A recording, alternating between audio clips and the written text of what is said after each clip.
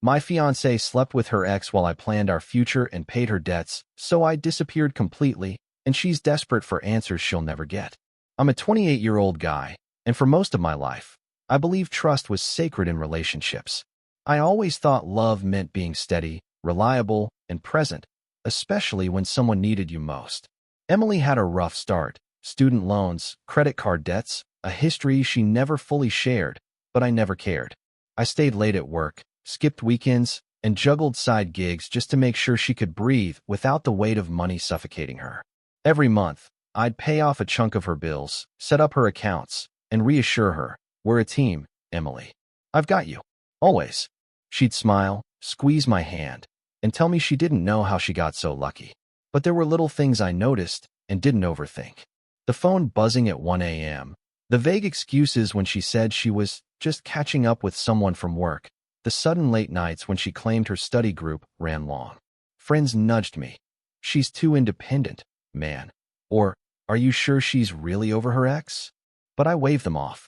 I wanted to see the good, not the shadows. I wanted to trust the woman I loved. Every day, I planned our future like a blueprint. I pictured the wedding, the little house with the balcony she loved, Saturday mornings with coffee and her hand in mine, joint investments, trips we'd take when our schedules finally synced. I imagined laughing at old mistakes together, building a life that felt permanent. It was comforting, intoxicating even, to feel like I was laying the foundation for something unbreakable. Then one evening, Emily turned to me with that same soft smile, eyes wide and just a little guilty. "I just need you to cover this last thing," she said, holding her laptop toward me. "Once this payment is done, all my debts will be gone. I promise, it's the final one." I didn't hesitate. I wanted to believe her. I didn't realize, not yet, that this final payment would plant the first seed of betrayal I wasn't prepared to face. I thought everything would feel lighter after that last payment, but instead, a small, nagging unease began to grow. Emily seemed more distant than usual, her laughter a little too quick, her attention flickering toward her phone even when we sat across from each other at dinner. One night, I caught her glancing at a message before hastily locking her screen. "Just work stuff," she said, a little too quickly, a little too smooth. I nodded, forcing myself to believe her, because I wanted our life to work. I wanted to trust her implicitly. Friends started pressing me again, their voices gentle but persistent. "Have you noticed how she disappears sometimes?" one asked, scrolling through his phone as if proof could be pulled from thin air. "It's like she has this whole separate life you don't know about." I laughed it off, masking the sting in my chest. I didn't want to see it. I couldn't imagine that the woman I was planning to marry, the woman I was paying off debt for, could be hiding something from me. Even as I sank deeper into work to keep everything balanced, paying bills, managing both of our schedules, and keeping our life running smoothly, I couldn't shake the feeling that I was being watched, that someone else's shadow had crept into our shared world. And yet, every time I looked at Emily, I saw her eyes, wide and trusting, telling me everything would be fine. We talked about our future constantly, which apartment to rent next, vacations we wanted to take, even names for children we might have someday. She hugged me that night, whispering, "Thank you for always being there for me. I don't know what I'd do without you." My chest swelled with a combination of love, pride, and that faint twinge of doubt I refused to acknowledge. Little did I know, while I was envisioning our perfect life, Emily was already building cracks in its foundation, cracks I wouldn't notice until it was far too late. I was completely consumed with planning the next step of our life together, the proposal. I picked out rings online late at night, imagining her face lighting up when I slid it onto her finger. I booked a small, intimate weekend getaway, convinced it would be perfect, picturing every detail. The ocean breeze brushing against our faces, the scent of salt and pine, the soft hum of waves beneath the balcony of our little cabin. I even sketched out a timeline in my notebook, when to pop the question, when to tell our families, when to start saving for the wedding. Every thought of her brought warmth, reassurance, and a sense of rightness, like this was the life I was meant to have. And yet, beneath that comfort, there was an odd tension I tried desperately to ignore. Emily's phone buzzed constantly, but whenever I asked, she said, "It's just work emails, nothing important." She stayed late at the office more often, always with plausible explanations, deadlines, meetings, stress. Friends' warnings echoed in my head. Be careful, man. Sometimes love blinds you. I refused to believe it. I wanted to trust her completely. I wanted to believe in us. One evening, I arrived home early, hoping to surprise her with dinner. The apartment smelled faintly of coffee and vanilla candles I hadn't lit, and I heard laughter that didn't sound entirely like her. My stomach dropped, but I convinced myself it was nothing. I knocked softly, and she greeted me with a smile that didn't quite reach her eyes. Hey, you're home early. I was just catching up with a friend, she said, voice a little too light, too rehearsed. I nodded, forcing a smile, trying to push down the knot of unease. My heart said something was off, but my mind refused to follow. I wanted to believe in the life I was building for us, the shared future, the proposal, the security, the love. I didn't yet know that the foundation was already cracking beneath my feet, and that the cracks were invisible until it was too late. It hit me like a punch I didn't see coming. I was scrolling through my laptop, trying to finish some late-night work, when a notification popped up, a message preview I hadn't meant to see. Emily's ex. Just a name on my screen, casual and familiar, and a string of words that made my stomach twist. Can't wait to see you tonight. My hands went cold. My heart raced, a mixture of disbelief and rising panic. I confronted her immediately, my voice trembling. Emily, what is this? She laughed it off, brushing a strand of hair behind her ear. Oh, that? It's nothing, babe. Just old friends catching up. You're overthinking it. Her tone was light, flippant, and it hit me harder than any slap could. Old friends, I repeated, my voice shaking. You're meeting him at night? She rolled her eyes, smiling like I was being dramatic. He's harmless. It's nothing. Relax. I wanted to relax. I wanted to believe her. I really did. But I couldn't shake the knot of dread tightening in my chest. Every little late-night excuse, every disappearing act, every strange laugh that didn't quite belong, everything suddenly clicked. I felt the ground beneath me shift, but I pushed it aside, forcing myself to plan the next weekend, the proposal, the ring, the life we were supposed to have together. Friends began speaking up again, voices cutting through my denial. Dude, she's hiding something, one said quietly over a beer. I've seen it before, it never ends well. I nodded, forced to laugh, masking the anxiety curling in my stomach. I wanted to cling to her, to us, to the life I imagined. That night, I lay awake listening to her breathing next to me. Every little sound suddenly amplified. The warmth and trust one felt for her before was replaced by a cold, sinking fear. Something had shifted, and I knew, deep down, that the illusion of our perfect life was already slipping through my fingers. I started noticing patterns I couldn't ignore anymore. Emily's late nights became more frequent, her excuses increasingly flimsy. I just needed some air, or a friend needed me, she'd say, voice calm, too calm. But the subtle things, the way her eyes flickered when I asked questions, the sudden silences during dinner, the tiny lies that didn't add up, started to pile up. My stomach churned every time my phone buzzed, hoping it wasn't another cryptic message from her past. I wanted to confront her, but a part of me clung to the version of her I loved, the one I thought was honest and committed. I threw myself into work, hoping that keeping busy would numb the gnawing fear inside. Bills, accounts, planning the apartment, managing schedules, it all became a blur.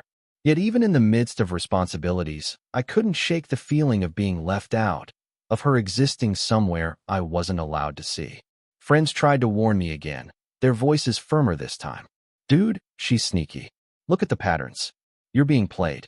I waved them off with a laugh I didn't feel, because part of me refused to admit it. I didn't want to see it. I didn't want to believe she could betray me. One evening, I came home expecting a quiet night together. Instead, I found her apartment dimly lit, the faint smell of coffee in the air, and her phone lying face down on the counter. She smiled when she saw me, but there was an edge in her expression I hadn't seen before. Hey, you're home early, she said, just a touch too brightly. My heart sank. Something in me whispered that I wasn't the only one planning the next steps in our life, that someone else had already started moving pieces I wasn't aware of. I went to bed that night with a heaviness I couldn't shake. Every laugh, every promise, every payment I'd made suddenly felt tainted, like I'd been buying into a dream that wasn't real. And yet, I still didn't know the full truth, not yet, but I could feel it creeping closer, like a shadow just out of reach. I never imagined the day would come when I'd see the full extent of her betrayal, but it did, and it hit harder than anything I'd ever felt. I was cleaning up the apartment, trying to organize her paperwork for the bills I'd been managing, when I stumbled upon her laptop left open. At first, it was just a few messages flashing across the screen, casual enough to seem innocent. But then I saw the photos, Emily and her ex, in our bed, laughing, touching, intimate. My chest tightened so much I thought I couldn't breathe. Every payment I'd made, every late night, every sacrifice, it all felt like it had been a lie. I confronted her immediately, my voice barely above a whisper, shaking from anger and disbelief. "Emily, what is this?" I demanded, pointing at the screen. She froze for a moment. Then her mask cracked, a hint of panic in her eyes. I didn't mean for it to happen," she said, voice faltering. "It was just a mistake." My stomach sank, but my mind refused to let go. "A mistake? You slept with him, while I was planning our life together, while I was paying off your debts." Her words stumbled out in a jumble of excuses, half-truths, and gaslighting. "You're overreacting. It meant nothing. We're still us," she insisted, but her eyes betrayed her, flicking nervously toward the evidence I already held. I felt the ground vanish beneath me. The world I'd been building with her, the engagement, the proposal, the dreams of a shared life, collapsed in an instant. I sat down, staring at the floor, every part of me aching. Friends' warnings echoed painfully in my mind. The hints I'd ignored, the late-night messages, the tension I'd pushed away. The realization hit like ice water. Everything I believed about us, about her, about our future, had been a lie. And in that moment, I knew I had a choice. Keep walking into a life built on deception, or disappear completely before it destroyed me entirely. I couldn't stay. Not one more second in a life where every word she said, every smile, every promise had been poisoned. That night, I packed my essentials, clothes, my laptop, a few personal things, and left without a word. The apartment felt heavier than ever, the faint smell of her perfume lingering like a cruel reminder of what I had lost. My car hummed quietly as I drove through the empty streets, the city lights blurring past, but inside, everything was silent except the thudding of my own heart. I felt free and hollow at the same time, a paradox I couldn't untangle. I changed my phone number, closed shared accounts, and made sure to sever every connection that could lead back to me.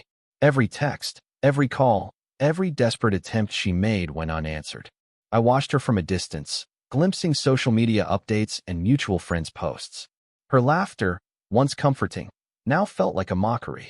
I could see the cracks in her facade, the panic of someone realizing the control they once had was gone.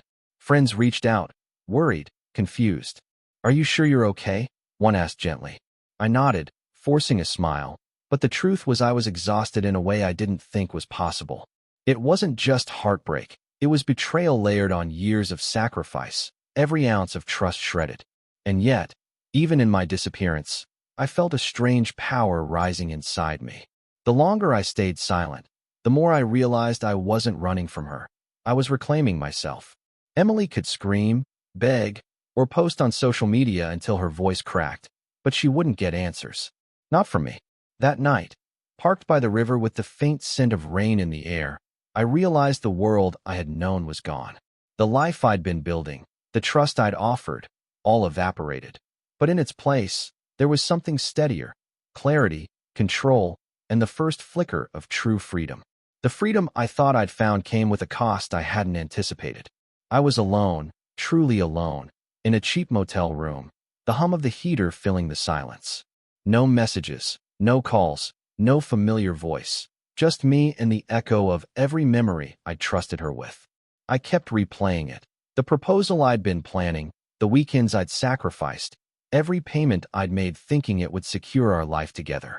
My chest ached with betrayal, and my hands shook as I scrolled through the photos I had discovered, her laughter frozen in pixels, intimate moments I'd never thought I'd witness outside of trust.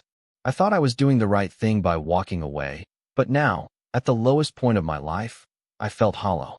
My friends called, but their voices sounded distant, helpless against the storm inside me. Sleep didn't come. My mind refused rest, filled with questions I'd never get answers to. I could feel the walls of my own sanity closing in, suffocating me with regret and anger. I had lost her, yes, but I had also lost the version of myself that believed in love, in trust, in futures carefully built. I wandered outside in the dead of night, the cool air biting at my skin, the neon lights reflecting in puddles from a light rain. Everything felt unreal, like I was watching someone else's life play out. For the first time, I questioned everything I thought I knew about myself, about loyalty, about giving without reservation. Maybe I had been naive. Maybe I had been foolish. Maybe love wasn't supposed to hurt like this. And yet, somewhere deep inside, a faint ember remained. A thought that maybe this pain could be turned into something I controlled. I didn't see it clearly yet, but I knew that from this low point, the next steps would define me, not her. And I would rise, or at least, I had to try. I started small, almost painfully small. Coffee runs at sunrise, walks through the empty streets, making lists of things I wanted to do for myself and nobody else.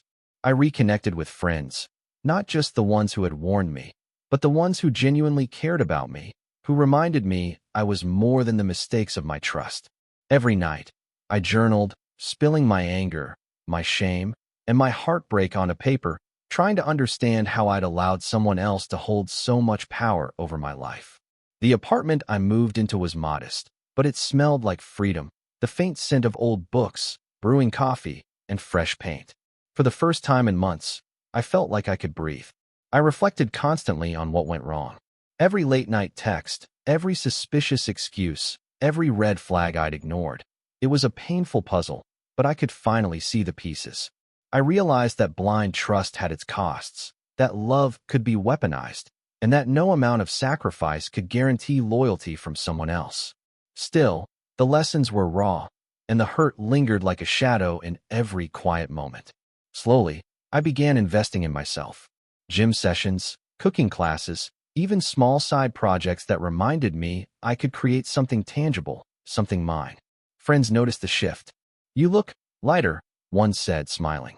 I let myself smile back, a little tentative, but genuine. And then there were the reminders of her, the social media posts, the occasional text from mutual acquaintances, but now I could observe them without the crushing panic I once felt. The ember of empowerment I had glimpsed at my lowest point was growing into a steady flame. For the first time, I began to see that my life didn't have to revolve around her actions. I could move forward, not because I was over it, but because I refused to let her define me anymore. It didn't take long before I realized she was desperate, even from a distance. Mutual friends began passing along snippets, texts she'd sent me, unanswered, each one more frantic than the last. "Please just talk to me. I need to explain. I never meant to hurt you." Her voice, once comforting, now felt like a distant echo of manipulation, desperate to reclaim control she had already lost.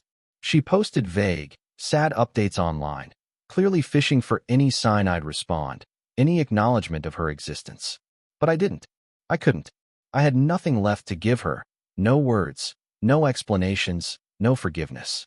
I watched as she tried to insert herself into my world through mutual acquaintances, through social media posts, through anything that might draw a reaction from me.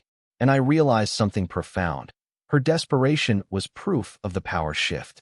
The control she once held over my heart, my trust, my life, gone. I could feel a quiet satisfaction in that. She was frantic, scrambling for something that wasn't hers to reclaim. Friends would sometimes nudge me, half worried, half curious. "You okay seeing all this?" one asked.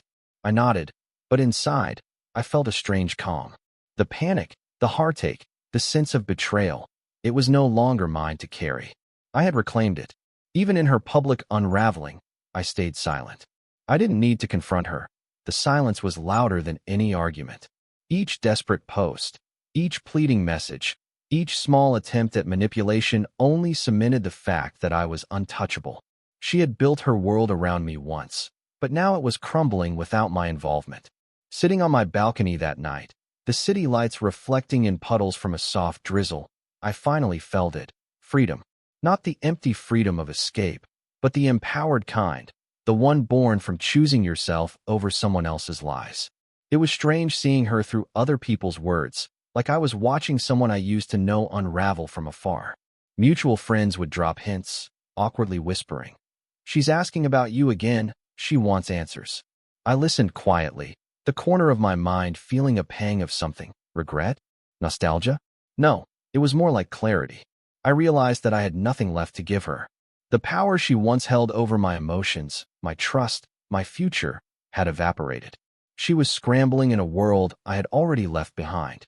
I ran into a few acquaintances who unknowingly became messengers, telling me about her frantic questions, her attempts to insert herself into my life, and the social maneuvering she was doing to make me notice.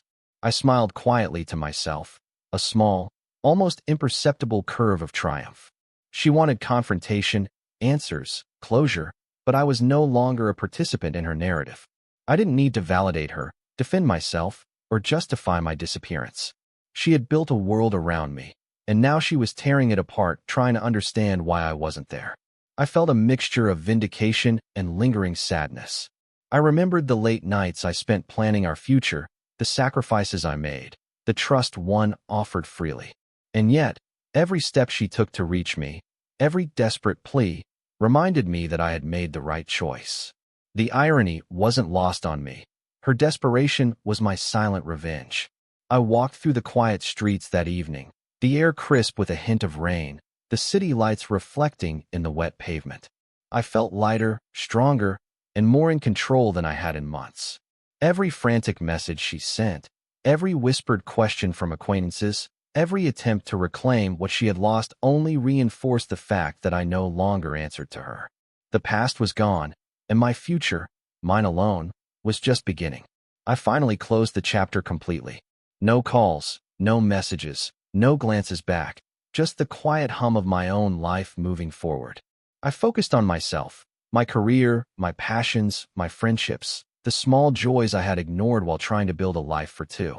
Slowly, deliberately, I reclaimed every piece of control I had lost, financially, emotionally, mentally. Each decision I made was mine alone, free from manipulation, guilt, or fear. I realized that freedom wasn't just about escaping her. It was about finally choosing me. Friends noticed the change immediately. "You seem lighter," one said, and I smiled genuinely for the first time in months. It wasn't just lightness, it was empowerment. I could feel the weight of betrayal lift off my shoulders, replaced with clarity and confidence.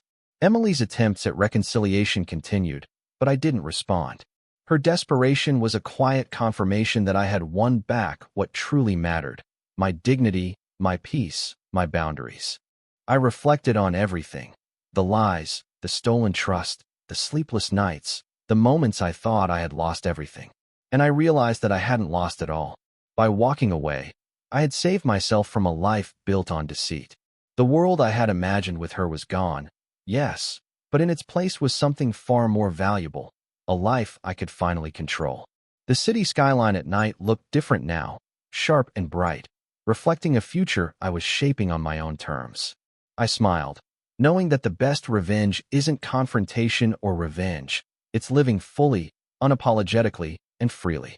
Emily would keep searching for answers she'd never get, but I didn't need to explain anything. My life was mine, and nothing she did could ever change that. For the first time in what felt like forever, I felt whole.